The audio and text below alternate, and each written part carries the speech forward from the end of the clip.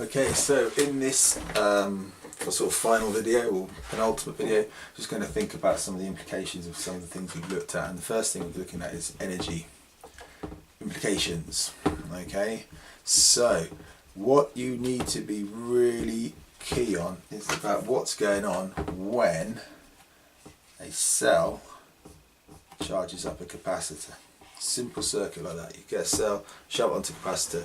What is going on in terms of energy? Well, think about it at this end. Any charge that passes through this cell, any charge, let's say it's a little cube, any charge Q that goes through that cell is going to pick up energy, as you know.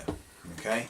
Now, the amount of energy that it will pick up is given by the potential difference of the cell. So the work done, okay, Q times V is going to be the energy, okay, that is given to the circuit by the cell. Okay, energy from cell. Now, of course, this energy then is transferred on the charge by the moving current, by the current, and as the charge builds up the capacitor, we know from earlier videos that the energy on the capacitor is going to be given to a half QV, because final voltage is basically, you remember the graph from earlier on, it does that, and we can say it's the area under the line. Okay, there you go, Q and V. So we end up straight away, this is the energy. If we had a total voltage of V, whatever it was, 10 volts, whatever, it doesn't matter, and a total charge of however many coulombs, 2 coulombs to transfer from there, well, 2 times 10, we could say we've got 20 joules of energy has left the cell, but we'd only have half of it arriving at the capacitor.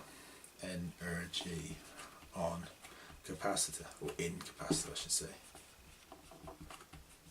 And that's the first thing that's really key to take a moment to understand. Where's the missing energy gone? Well, basically it's gone in heating up the wires. Okay, and it's counterintuitive, because one of the key things that everyone likes to rely upon and becomes quite happy with generally in physics is conservation of energy, but of course in circuits we know you lose energy in terms of in the resistance in wires, and this is a situation where you have to lose it in energy somewhere, because the two equations don't add up, and therefore it has to be lost in the wires. Okay, so here's the key thing that you're always going to lose. When charging, you're going to lose half the energy. Okay, that's the key thing. Charging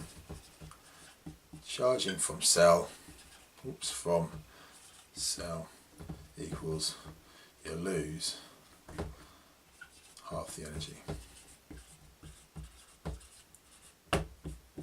Okay.